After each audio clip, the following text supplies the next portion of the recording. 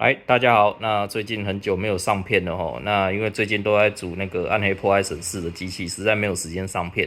那给大家看一下，今天组到了一台，修到一台电脑哈，这是 AMD 的平台。那这台机器是不过电，那它组的还蛮新的哦，没有用到几年啦。可是它现在突然不过电，那我用我的 Power 上去哦，它也是开不了。那用它的 Power 也是过不了哦。那我们就是把它全部拆开之后，现在发现一个问题哦，大家可以看一下啊、这个 Super I/O 这里这一块哦，Super I/O 上面这一边哦，大家可以看仔细一点，看一下哦，这边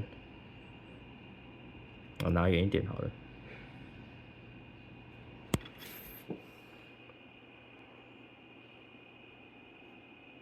哦，这边都就是有显卡的水哦，我们显卡是这样子插上去的哦，插在这个位置嘛。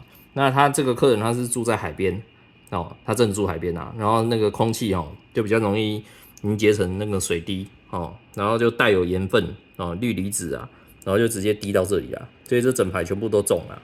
哦，那我们这边就是先帮他送原厂，那不知道原厂这边愿不愿意帮他修？